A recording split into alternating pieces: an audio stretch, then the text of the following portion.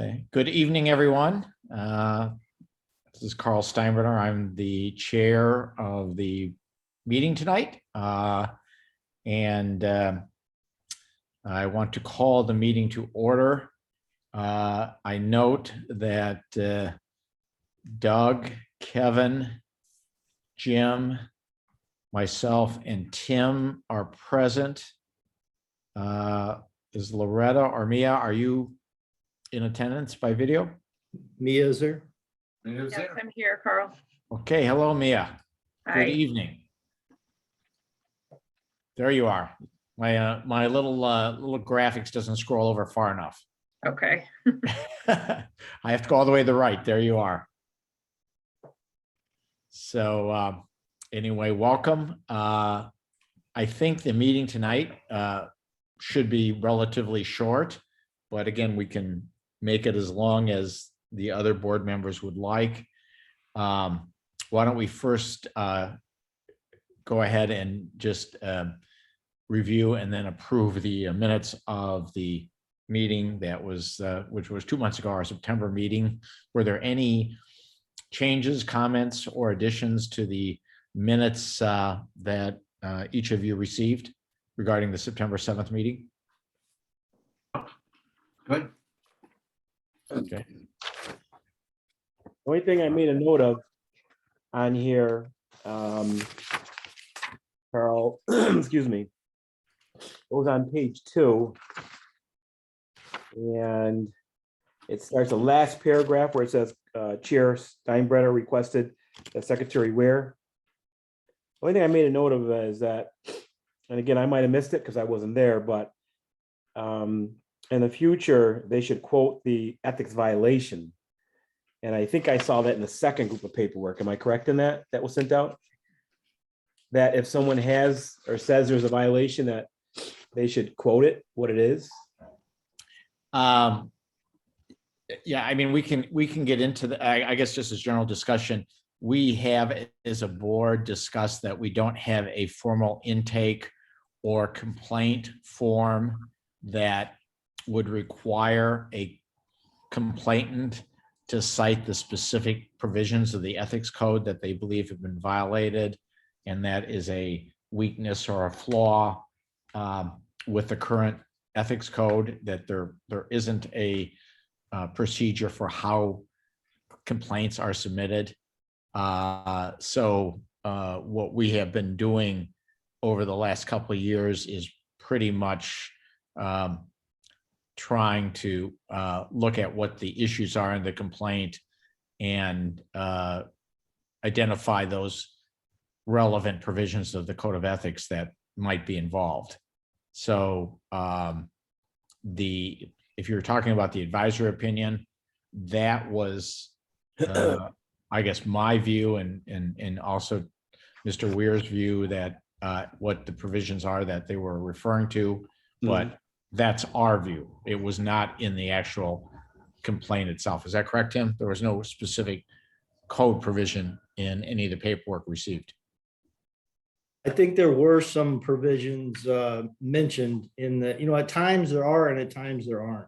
I think in the documentation we received from the Locust Club, they did mention a few provisions. I did provide some feedback and reached out for him again. And I think his response is in your paperwork.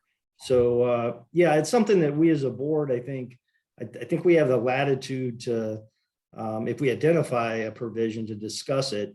But we probably should be a little bit more formalized in asking the complainant to actually identify specific provisions. Sometimes that's hard for them, right? They don't have the code, they're not familiar with the code.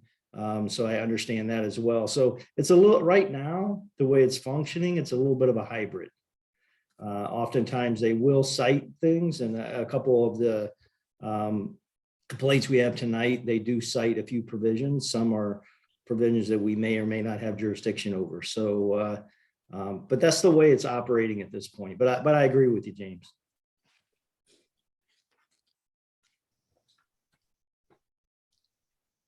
Jim, is that helpful? Yeah, definitely. That's good. Thank you. Okay. Okay, so Did you want to make any changes, Jim? Or that was simply a comment on the, Yeah, just a comment. I'm good. okay, okay. So do I have a motion to approve the minutes from the September 7th meeting? Yeah, I motion that we move it. Yeah. Okay, second? Second, Okay. By Mia, all in favor? Aye. Anyone opposed? Okay, the September 7th, 2021 board meeting minutes are approved. Okay, moving on in the agenda, the first item is to review and either approve or modify the draft advisory opinion. We made a decision in the September meeting that we believe there was a violation based on the facts presented. We have tried to capture that in the advisory opinion, both the underlying facts as well as the rationale for finding a violation and some of the considerations that go into that determination. So I basically put it out for discussion whether there's any changes, modifications, or requested edits to the advisory opinion that is before you.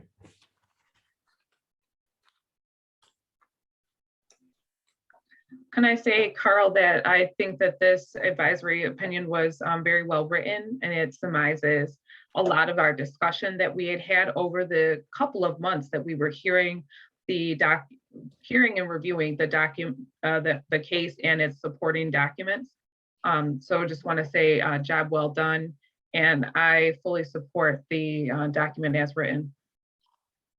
Okay, appreciate it. Thank you. Any other comments or discussion?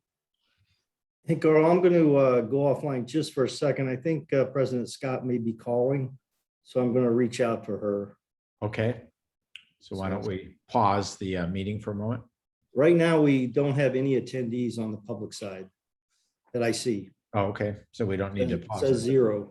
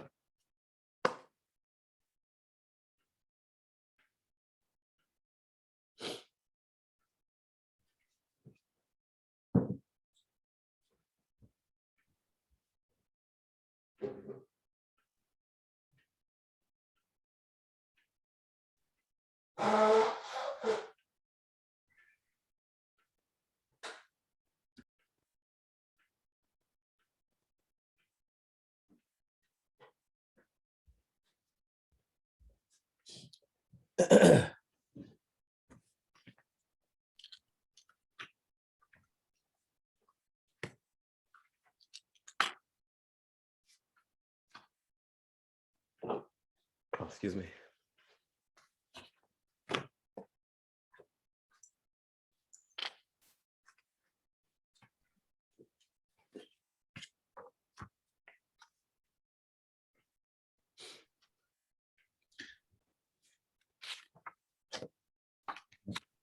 While we're waiting for Tim to rejoin us and hopefully Loretta as well, I'm just going to move forward to the next item on the agenda just to start that process, which is there was a companion or supplemental complaint that was received in connection with the matter that's the subject of the advisory opinion regarding the disclosure of non-public information. And I think you should have all received the letter from Patrick as City Council indicating that the review of the matter is that there was no non-public information actually disclosed. by the councilwoman, which was the allegation. And so my inclination would be to simply not accept that complaint for the purposes of advisory opinion, and to simply have Mr. Weir, as secretary, indicate that the complaint is not being accepted by the ethics board because we do not see sufficient evidence that any non-public information was in fact improperly disclosed. But I thought we can kick that around a little bit while we're waiting for him to rejoin us. I read it thoroughly and I agree with you wholeheartedly.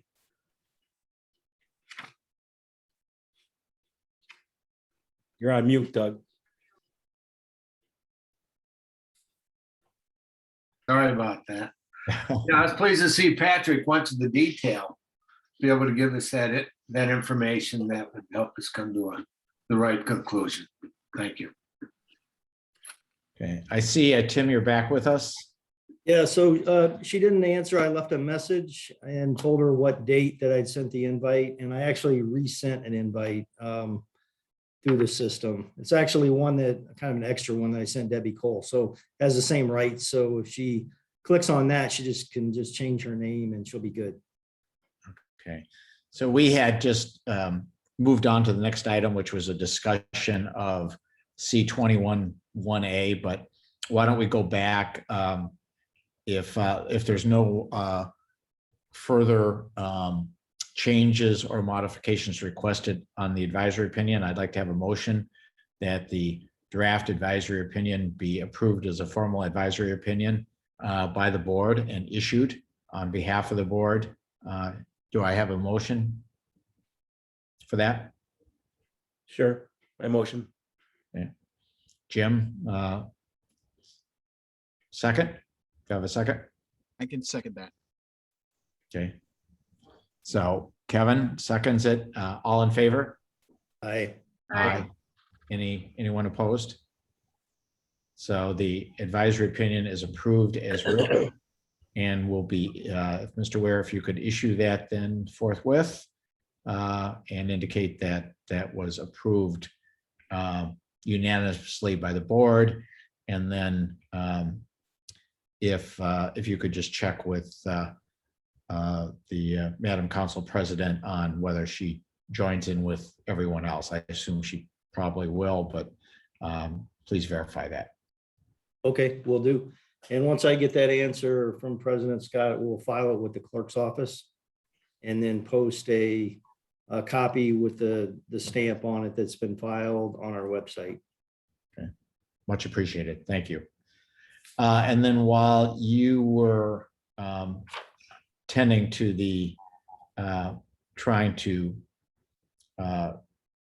see if Loretta would be able to join us or not, we did jump forward to talk about the C21-1A, which dealt with non-public information, allegation of disclosure non-public information. We discussed the good work that he did and regarding researching the issue.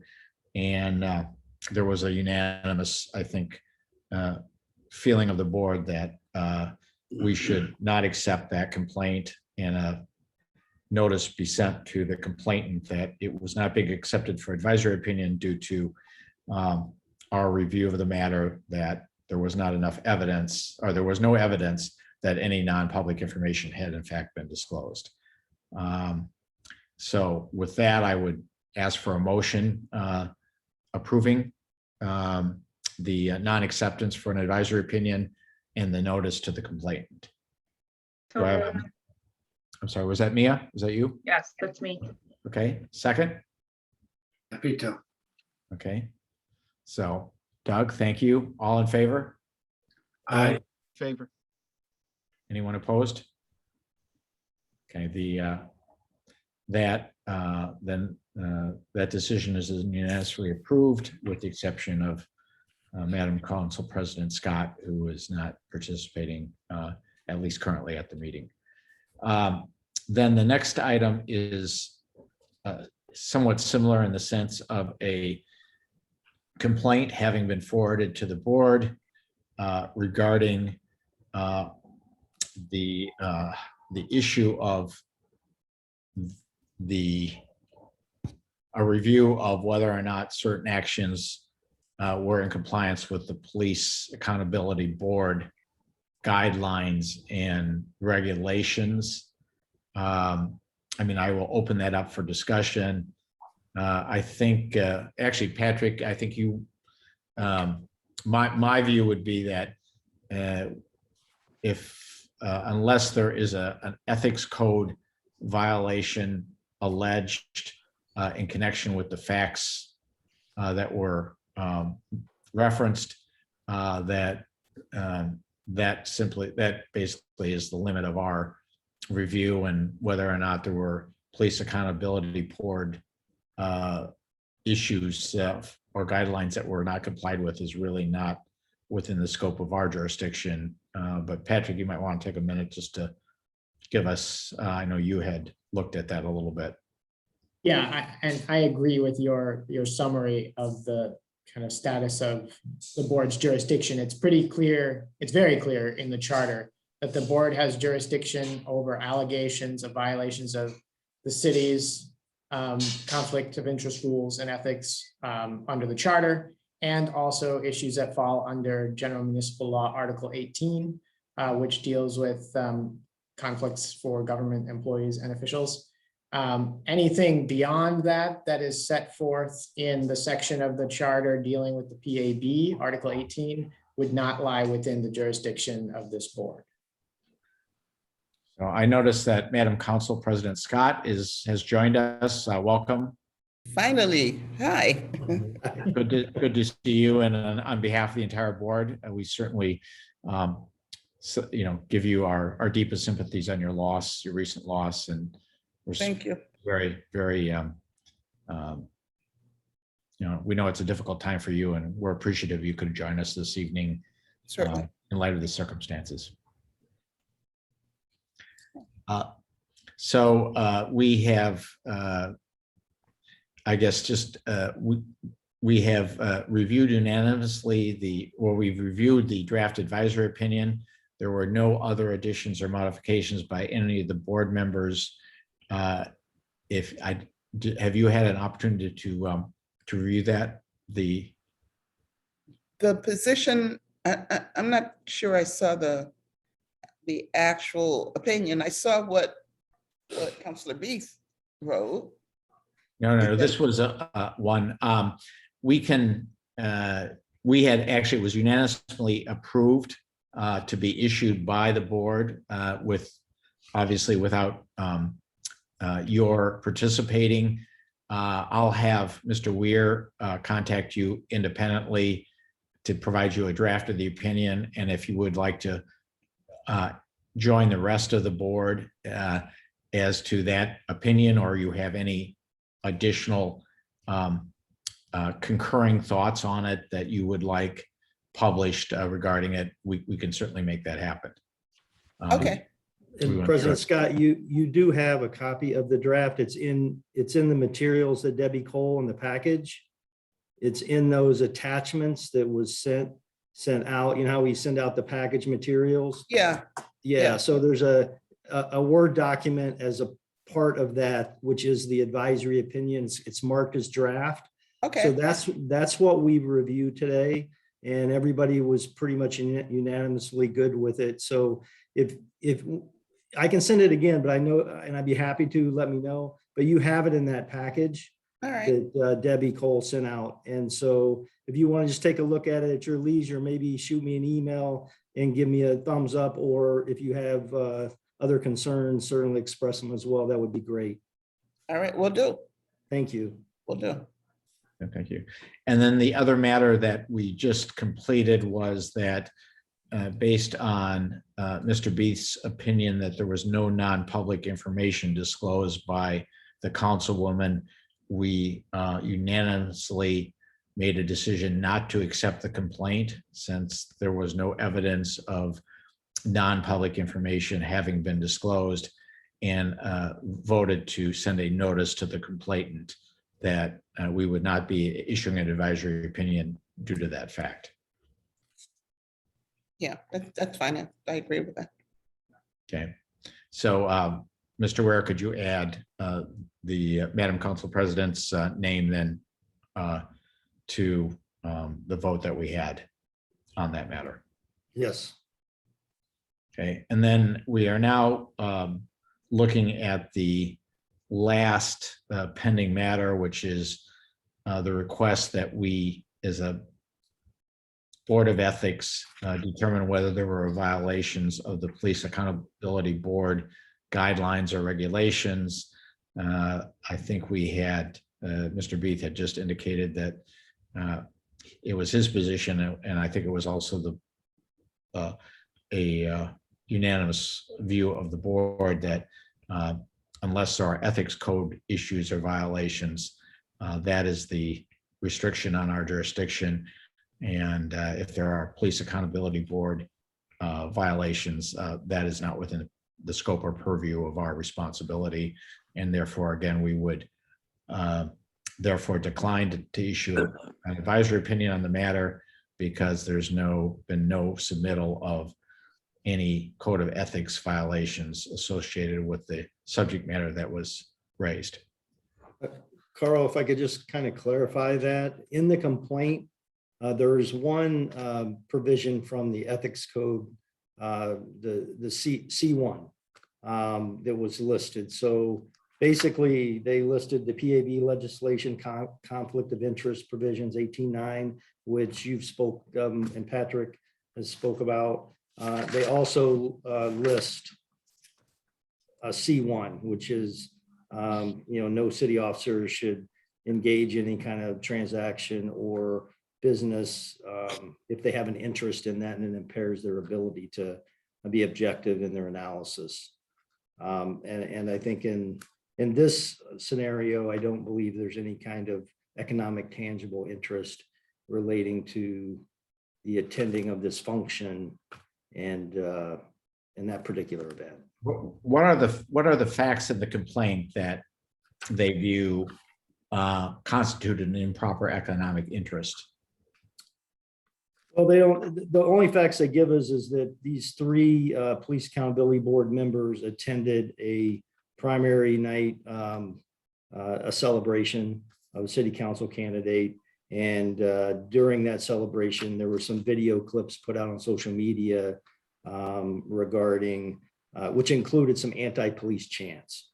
So, yeah, but the ethics code provision that you said they cited says that there was a improper economic interest involved, correct?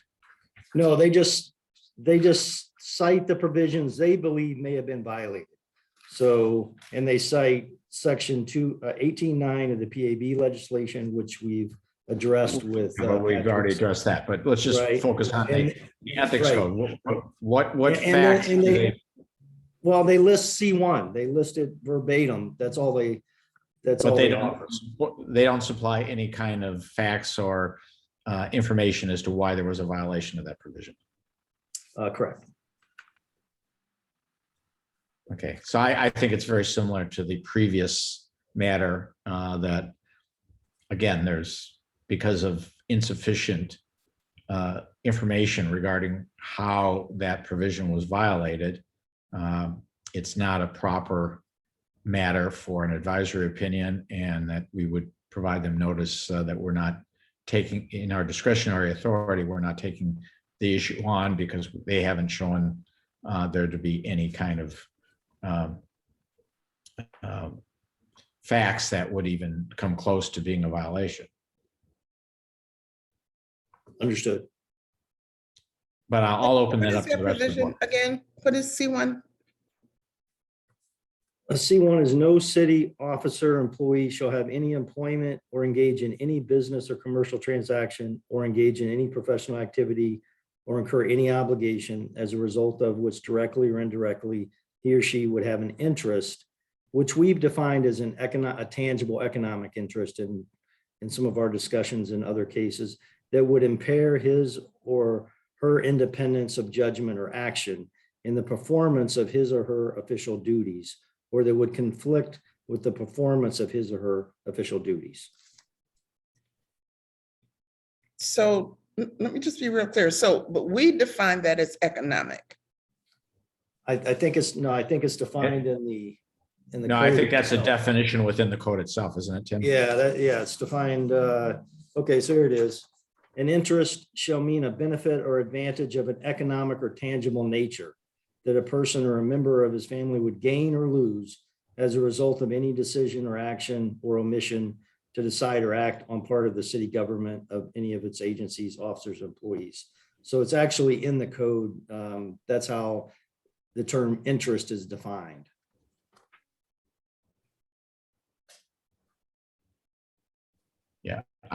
So to me, it doesn't connect up. They've alleged that provision's been violated, but I don't see anything as to what they say are the facts that constitute the violation that ties into having an economic interest. I Tangible think, economic I think interest. James has his hand up as well. I think he James has a has. question, or Go- James?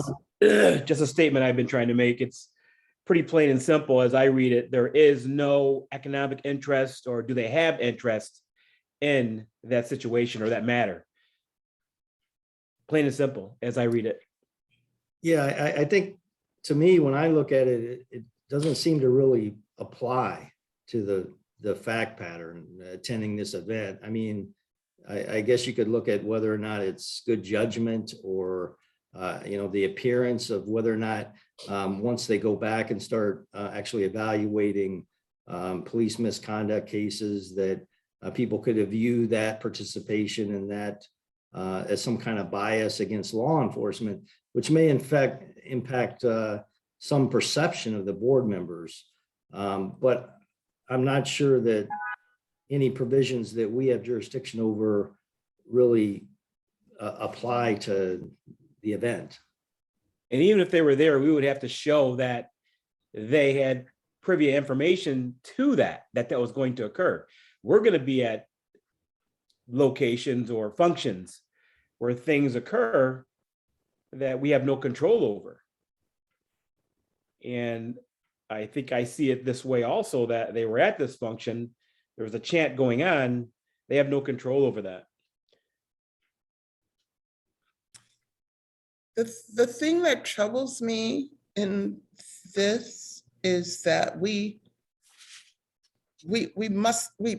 perhaps don't have the means to address concerns around that behavior, because I do have a concern around it. We're talking about people who at some juncture in the near future are going to be making decisions and recommendations that affect the livelihood of others. I mean, it's a part of their job. And to be blatantly participating and involved in activities that say there is no,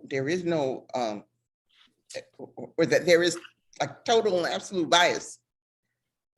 Not even talking about vulgarity, we won't go there. Just the clear demonstration of bias in a situation where the job is to be unbiased and it affects people's life and livelihood. So I guess the code of ethics doesn't have a place for that, which means that we must work on some way to make sure that doesn't slip through the cracks on other occasions. Well, and if I may, to that point, President Scott, that the original complaint did reference the kind of conflicts and ethical obligations under the PAB's own article of the charter, which is broader than just the ethics code and the Board of Ethics jurisdiction. So there's certainly other entities who may have jurisdiction to look at some of these broader questions. But I agree with the board that I think as to application of the code of ethics under section 218 of the charter, it really is limited to an economic interest. But I hear the concerns that you're expressing loud and clear.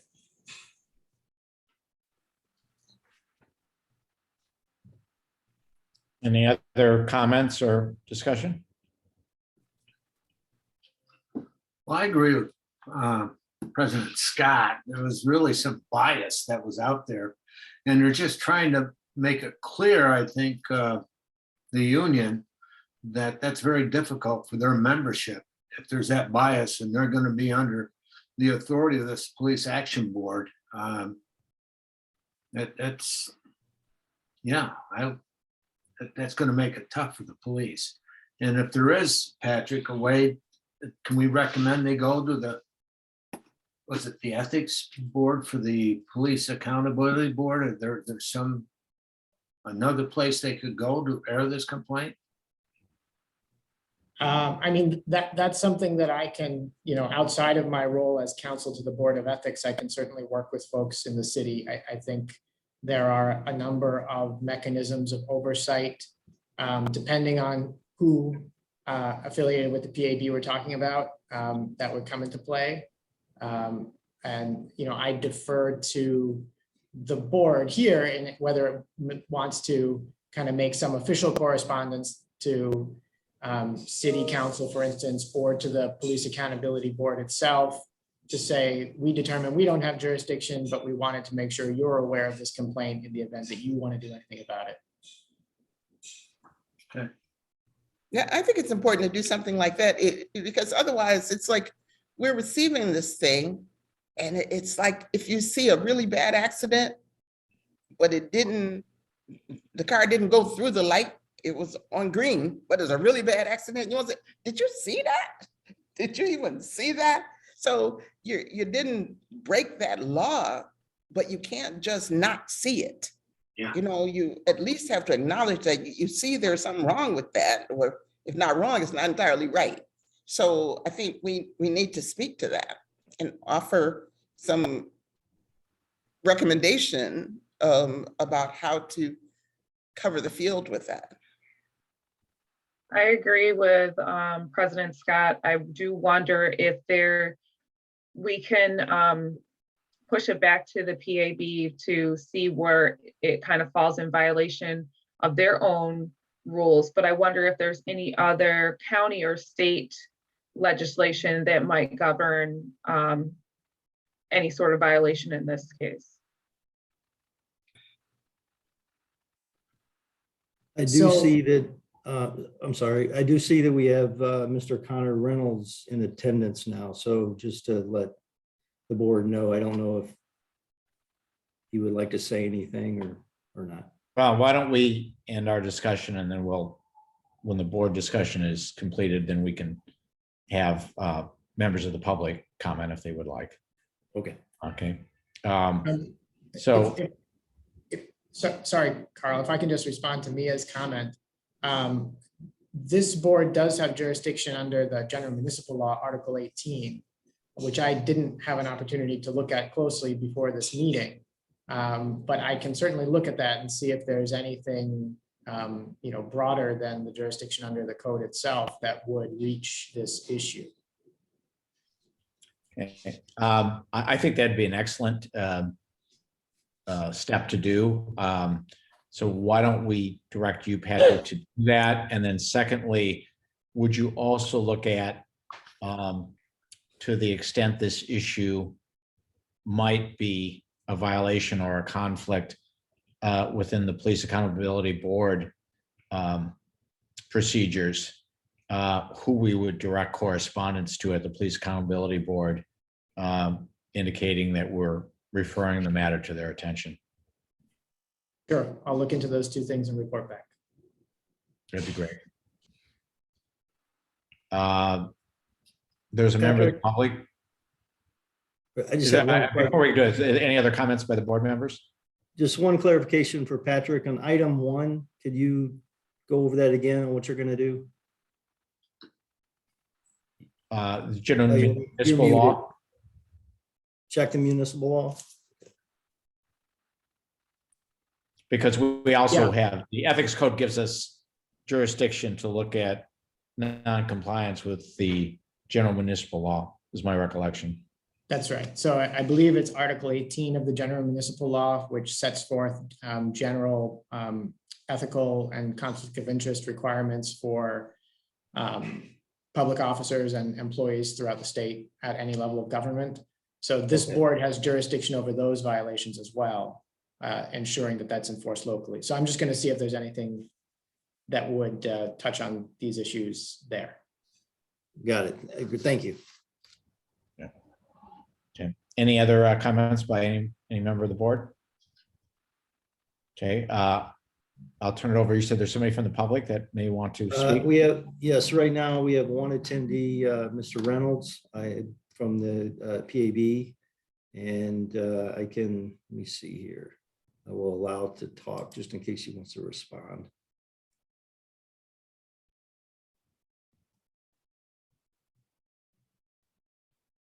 Mr. Reynolds, can you hear us? I can hear you. Can you hear me? Yes. Wonderful. I just wanted to, I'm just observing this. I just wanted to appreciate the board's thorough review of this. And I just wanted to say, to the extent, Patrick, if we need to be in communication about referring things over to the board, from the Police Accountability Board, from the Ethics Board, just know that we're happy to make that channel of communication clear. So thank you all, and anything follow up that you need from me or us, anything at the board, happy to give that to you as needed. Mr. Reynolds, thank you very much. Thank you. Okay, so with those two action items, that brings us to the end of pending business. There is no new business. So then I would entertain a motion to adjourn. I motion that the meeting be adjourned. Yeah, Second it. have a second? Yep, second. We're done. Okay, thank Happy you. Thanksgiving. I therefore declare this meeting adjourned, and our next meeting would be December, I believe, Tim? Yes. Yes. And then we can take up as pending business the two action items that Patrick is going to get back to us on. Good. Okay, thank you everyone for your attendance this evening. I appreciate you. your commitment and effort, and look forward to seeing everyone next month. Have a great night. Thank you. Happy Thanksgiving, everyone. Happy Indeed. Thanksgiving. Indeed. Loretta, again, our condolences. Have a good evening out. Yes. Carol, could